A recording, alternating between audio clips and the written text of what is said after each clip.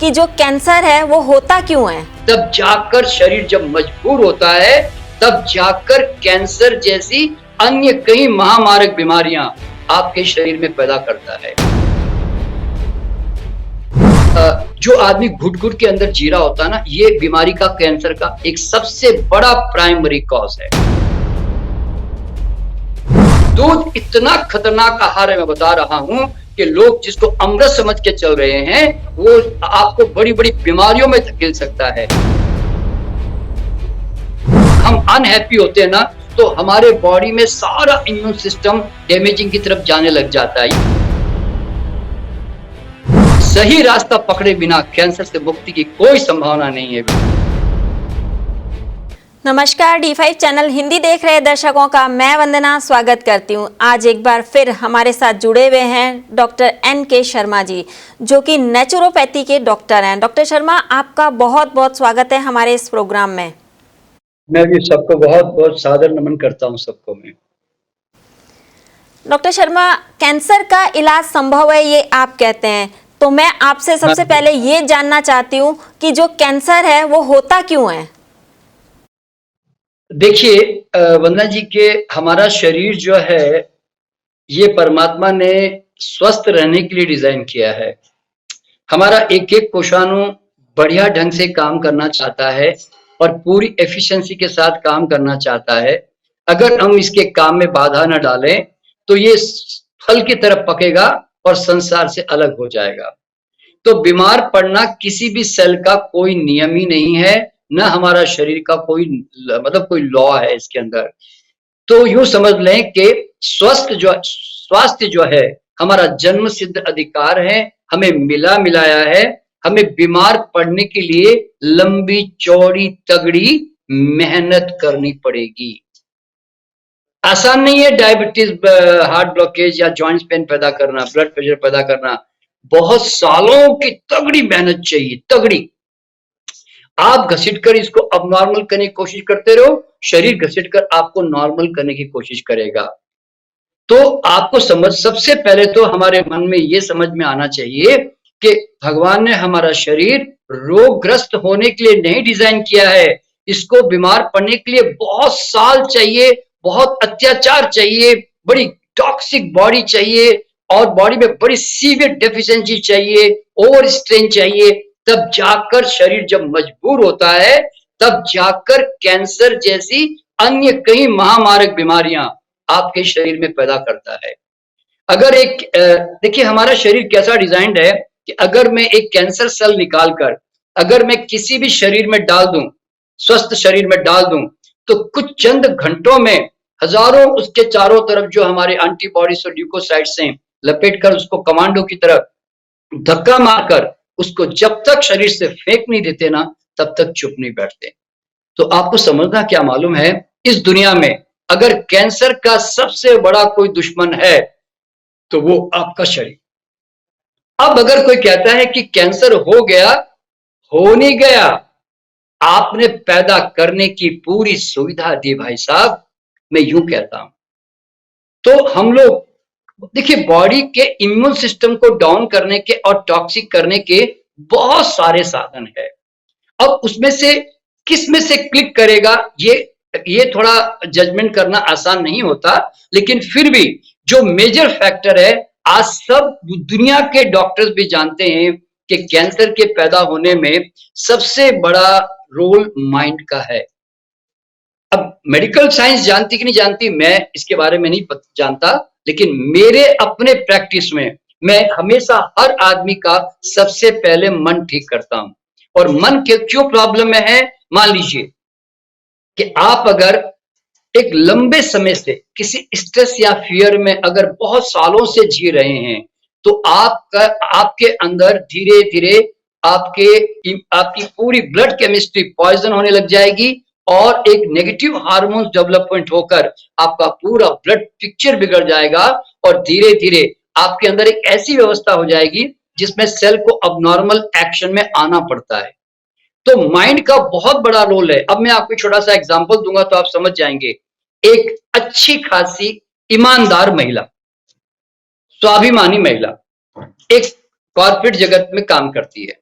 जो मेरे पास पेशेंट आते हैं, मैं उसकी एक कहानी बता रहा हूँ छोटी सी।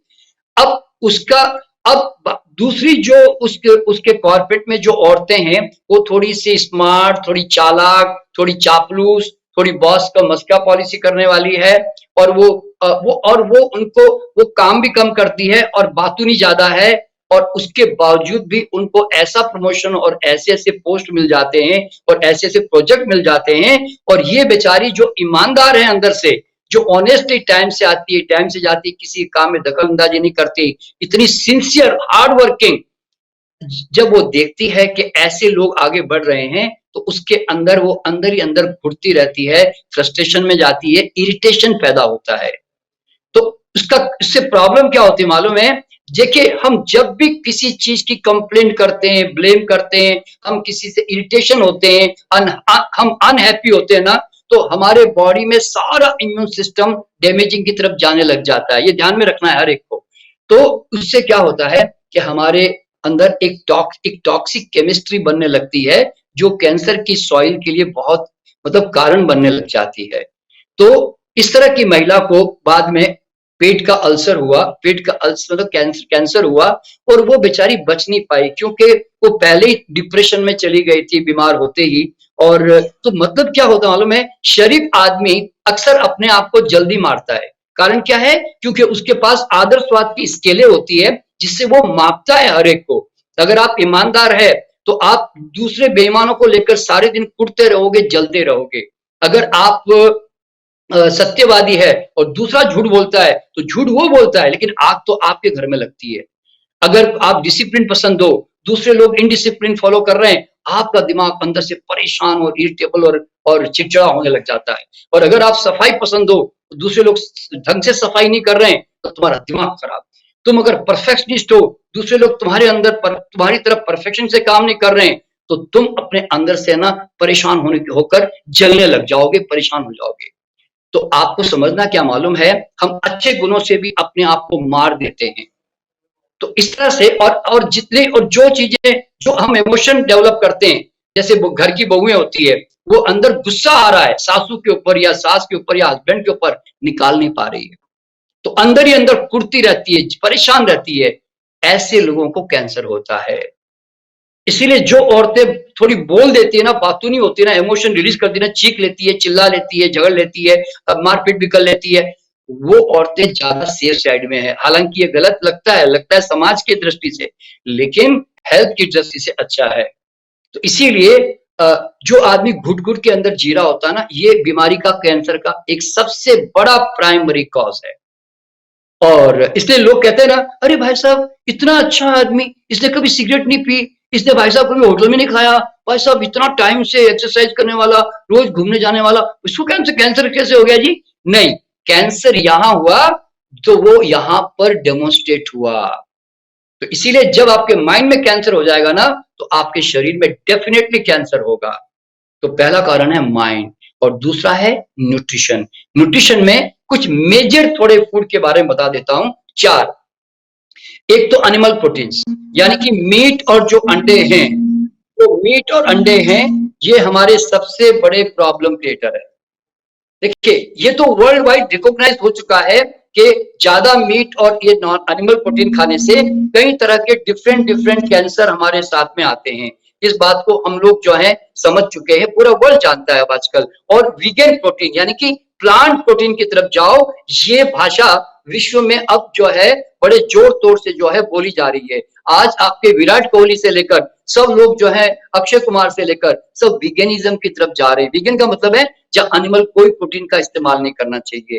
तो एनिमल प्रोटीन जो होता है वो बड़ा क्योंकि मांस, अंडा और मछली जो होते हैं, ये बड़े टॉक्सिक होते हैं बॉडी के लिए, और क्योंकि इनमें फाइबर नहीं होता, और इनमें जब जानवर को मारा जाता है तो इनके अंदर बड़े गलत हार्मोन्स पैदा होते हैं, तो वो हार्मोन्स जो है हमें भी खाना पड़ता है, तो आपकी बॉडी धीरे धीरे टॉक्सिक होने लगती है, और आंतों में जाकर चूंकि मांस जल्दी नहीं निकलता, तो उसके कारण आंतों में स्ट्रक होता है। तो आंतों के कैंसर से लेकर कई तरह के कैंसर इससे जुड़े हुए हैं। तो पहला है एनिमल प्रोटीन, और दूसरा जो डेंजरस फूड बता रहा हूं मैं, डेंजरस, वो है दूध। दूध इतना खतरनाक आहार है, मैं बता रहा हूं कि लोग जिसको अमृत समझ के चल रहे हैं वो आपको बड़ी बड़ी बीमारियों में धकेल सकता है। मेरी किताब है मिल्क के साइलेंट किलर, जो मैंने 40 साल पहले लिखी थी। आज वो किताब आज तक जो है बड़ी पॉपुलर है, कई वर्ल्ड विश्व की भाषाओं में ट्रांसलेट हो चुकी है। तो क्यों? क्योंकि दूध वास्तव में इतना प्रॉब्लमसम है। क्यों प्रॉब्लमसम है? क्योंकि दूध जो है एक ग्रोथ हार्मोन वाला फूड है। वो उस बछड़े के लिए डिजाइंड है जिसका बछड़ा, गाय का बछड़ा 2 साल में 1,500 पाउंड का बन जाएगा। आदमी का बच्चा 8-10 पाउंड का पैदा होता है और 20 साल में जाकर 125-150 पाउंड का बनता है। तो हमारी मैच्योरेशन है 20 साल और गाय के बछड़े की है 1.5-2 साल। तो आप जरा सोचिए कि इस इतने बड़े ग्रोथ हार्मोन्स का दूध जो है वो आज हम अपने शरीर को दे रहे होते हैं। हमारा माँ का प्रोटीन 1.4 होता है, गाय का प्रोटीन 3.5 होता है। इतना डिफरेंस होता है उसके अंदर। हमारी माँ का जो प्रोटीन होता है वो इतना सुपाच्य होता है हमारे लिए कि हमारी बॉडी में कभी बलगम नहीं बनाता। लेकिन गाय के दूध में 300% मोर केसिन नाम का जो प्रोटीन होता है वो इतना चिपचिपा वाला बलगम बनाता है कि अगर वो शरीर में जाकर कहीं स्टक कर गया, बलगम जाकर बॉडी में जम गया, तो एलर्जी से लेकर कई तरह की बलगम की बीमारियों से लेकर कई कई ब्लॉकेजेस पैदा करके आंख अंधी कर देगा, आपके बच्चे नहीं होने देंगे, आपके ब्लड प्रेशर पैदा कर देगा, आपके किडनियां डैमेज कर देगा, कई कई बीमारियां हैं। मतलब मैं कहना चाहूं तो ये लंबा चौड़ा सब्जेक्ट है दूध के बारे में। आप कभी इसके बारे में अलग से एक बार इंटरव्यू ले लीजिएगा तो मैं बहुत कुछ इसके बारे में बता सकता हूँ कि कितना डेंजरस फूड है। देखिए मैं 40 साल से काम कर रहा हूँ और मैं आज भी जब मैं मरीज मेरे पास आते हैं ना, जब उसकी मैं हिस्ट्री लेता हूँ, क्योंकि मुझे रूट कॉज जाने बिना मैं कभी बीमारी को ठीक नहीं करता। तो मैं उसके अंदर उसने जिंदगी में कभी सिगरेट नहीं पी, कभी गलत नहीं खाया, उसके बावजूद उसको कैंसर हो गया, तो क्या ये सोचने की बात नहीं कि कहां से हो गया? कोई बाहर से टपक गया अंदर जाके? लेकिन नहीं, दूध चूंकि हार्मोनल प्रोडक्ट है, वो बॉडी के जाके हार्मोन को इतना भयंकर रूप से डिस्ट्रॉय करता है। अभी तो रिसेंटली आपने भी पढ़ा होगा टाइम्स ऑफ इंडिया में और वर्ल्ड वाइड ये रिकॉग्नाइज हो चुका है कि ब्रेस्ट कैंसर में दूध का बहुत बड़ा रोल है। प्रोस्टेट कैंसर और ब्रेस्ट कैंसर, इस पे तो रिकॉग्नाइज हो चुका है ये, बिल्कुल। तो कहने का मतलब है कि हम क्यों दूध के पीछे पागल हैं, क्यों हम दूध के पीछे भाग रहे हैं, हम पैदा होते हैं और जानवरों से क्यों पोषण लेते हैं अपना?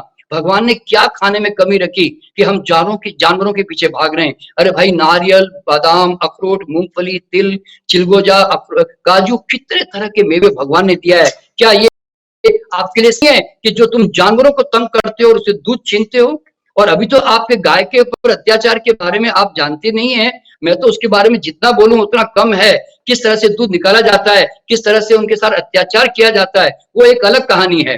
तो कहने का मतलब है आज बड़े बड़े संत महात्मा भारत के कैंसर से मरे हैं, कैंसर से। सोचने की बात नहीं है कि संत और महात्मा आज एक ब्रह्मांड को पहचानने की बात करते हैं और इस छोटे ब्रह्मांड को नहीं जान पाए कि दूध हमारे लिए नहीं डिजाइंड है। हमारी माँ के दूध के बाद दुनिया का कोई दूध हमें नहीं चाहिए। गाय का बछड़ा भी नहीं पीता अपनी माँ का दूध बड़ा होने के बाद, वो भी घास चारा खाता है और हम लोग अपना घास चारा नहीं खा सकते। लेकिन पता नहीं ये समझ कहां पर है। और मैंने खुद ने कम से कम भारत के जैन धर्म से लेकर, हिंदू धर्म से लेकर, क्रिश्चियन धर्म से लेकर मैंने 300 महात्माओं का उपचार किया है जो सिर्फ कैंसर से गए हैं। तो सोच, मुझे बड़ी शर्म आती है कई बार कि भाई महात्मा है और कैंसर हो गया। तो ये बड़ी शर्मनाक बात होती है, क्योंकि उनके घर, उनके आश्रमों में गौशाला होती है, सारे दिन दूध पीते हैं, दूध के पियक्कड़ हैं लोग वास्तव में, तो उसका भुगतान उनको करना पड़ता है। तो इस तरह से दूध जो है एक कैंसर का बहुत बड़ा कारण है। और तीसरा कारण है हमारा कि फ्राइड चीजें। देखिए, ऐसा कोई घर नहीं है भारत के अंदर कि जहां पर तेल और घी को गर्म नहीं किया जाता। देखिए, सबसे पहली बात तो क्या है वंदना जी, आदमी ने घी, तेल, मतलब तेल किसी भी मूंगफली से, बादाम से, नारियल से निकाला ही क्यों? सीधा नारियल खा लेता ना भाई, मूंगफली खा लेता ना भाई। अब तुमने निकाल दिया तो तुम अब जो है किसी और में डालकर उसका असंतुलन पैदा करते जा रहे हो। क्या मतलब है इसका? लेकिन खैर कोई बात नहीं, आदमी ने कोई ऐसी एक, जैसे बोलते हैं ना कि कुछ कर लिया कांड ऐसा, तो कोई बात नहीं। अब तेल घी निकाल दिया तो उसको क्या कर रहे हैं? अब उसको गर्म कर रहे हैं और उसको गर्म किए जा रहे हैं। तो आप नहीं जानते कि जब तेल को बहुत गर्म किया जाता है तो एक सर्टेन स्तर पर जाकर वो दो कंपाउंड में विभक्त हो जाता है और वो टॉक्सिक बन जाता है। और ये वर्ल्ड वाइड ये प्रूवन है कि fried fats are carcinogenic. Carcinogenic का मतलब होता है कैंसर प्रोड्यूसर। और इसीलिए हर घर में भारत के अंदर क्या होता है, प्याज टमाटर सब्जियां भून के बनाई जाती है। यही बीमारी की सबसे बड़ी जड़ है। और ऐसा कोई घर नहीं है कि जहां पर तेल घी को अच्छा न पकाया जाता हो। हमारी मिठाइयां नमकीन तो अपनी जगह पर है ही, लेकिन साथ साथ में जो सब्जियां पकाकर खाते हैं इस तरह से, ये बहुत डेंजरस आदत हमारी है, जिसके कारण हम कर क्या रहे मालूम है, हम डब्बे के डब्बे तेल घी ले लेकर आते हैं अपने सुपरमार्केट से, और बाद में लाकर उसको पका पका के फिर खाते रहते हैं। फिर सडनली एक दिन आप जाके जांच करवाते हो तो डॉक्टर कहता है इसको गॉल ब्लैडर की पथरियां हो गई जी। अरे पथरियां हुई नहीं, तुमने पैदा की है। इसको फाइब्रॉइड हो गया जी, इसको सिस्ट हो गया जी, इसको रसोली हो गई जी, इसको ट्यूमर हो गया जी, ये गंजा हो गया जी, इसको लिवर में हेपाटाइटिस हो गई जी। अरे भैया, ये कोई बीमारियां अपने आप नहीं हुई है, आपने अच्छी मेहनत करके इनको डेवलप किया है। तो सवाल यहाँ पे क्या पैदा होता है कि आपने घी तेल का ऐसा गलत इस्तेमाल, देखिए ऊपर रोटी पे घी खा लो, चावल पे थोड़ा घी खा लो, बॉडी बर्दाश्त कर लेगी। लेकिन अगर आप घी तेल को तलोगे तो आप रोज समोसे कचौरियां खा रहे हो, ध्यान रखना अपने घर में। और खास करके जो पंजाबी सब्जियां होती है, देखिए पंजाब का कल्चर को मैं बहुत रेस्पेक्ट करता हूँ, बहुत सुंदर कल्चर है। और कुछ खाने हेल्दी भी है उनके, लेकिन अनहेल्दी खाने भी पंजाब के बहुत है, क्योंकि उनकी जितनी सब्जियां हैं, अब मटर पनीर ले लो कि बैगन भरता ले लो कि कोफ्ता ले लो कि छोले ले लो कि राजमा ले लो, सब के सब प्याज टमाटर भुने बिना बनती नहीं है।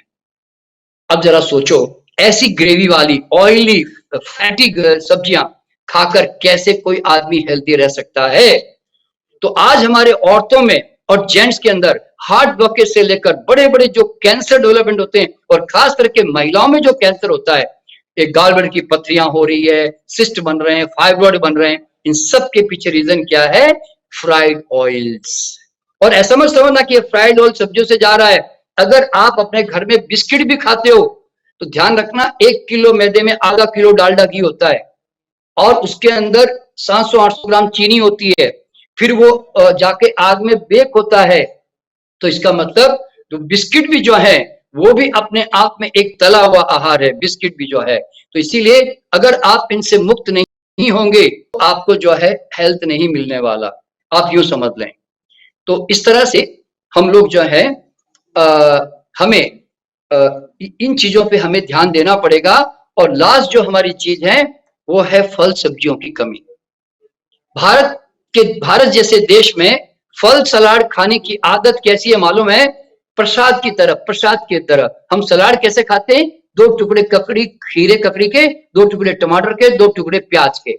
और एप्पल फल कैसे खाते हैं, ऐसे ही चलते फिरते 3-4 खानों के बीच में एक आध एप्पल खा लिया, एक आधा केला खा लिया, थोड़ा पपीता तरबूज कभी खा लिया, शौक से खा लिया। हमारा फल सलाद खाने का तरीका ये है। जब तक हमारी मानव सभ्यता फल सलाद अच्छी मात्रा में नहीं खाएगी तो बॉडी में जो फाइटिंग, जो रेसिस्टेंस, जो डेवलपमेंट होती है, और बॉडी को जो अल्कलाइनिटी क्रिएट करती है, अगर वो चीजें नहीं होगी तो कैंसर तो पैदा होना स्वाभाविक है। कैंसर का नियम क्या मालूम है, एसिडिक एनवायरनमेंट, जो मीट, अंडे, दूध, पनीर, रोटी, दालों से और चाय, कॉफी, शराब से, दवाइयों से जो एसिडिक ब्लड बनता है वो कैंसर जन्य है, यानी कि कैंसर पैदा करता है। और जो अल्कलाइन, जो क्षारमय होता है, जैसे अच्छी हवा, फल, सलाद, अंकुरित दालें और ये सब चीजें जो और वेजिटेबल जूसेस जो कि अल्कलाइन होते हैं, हरी पत्तियां, ये सब हमारे ब्लड को अल्कलाइन करती है। तो जितना हम वापस रिवर्स करके ब्लड को अल्कलाइन करने की कोशिश करते हैं तो हमारी बॉडी फिर से रिवर्सल प्रोसेस में चली जाती है। और जैसे ही कैंसर को ग्रो करने वाले फैक्टर जब मैंने रिलीज कर दिए, मैंने बॉडी में से केमिस्ट्री चेंज कर दी, तो कैंसर को पोषण मिलना बंद हो जाता है, और पोषण बंद होते ही कैंसर आपका रिवर्स होना शुरू हो जाता है। ये उसका नियम है।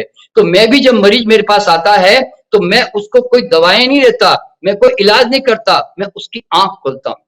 और आंख खोलकर मैं कहता हूं भाई ये तेरे कारण है, इसको निकाल इमीडिएटली, और ये तेरे स्वस्थ होने के नियम है, इसका पालन कर तुरंत और ठीक हो जा कैंसर से।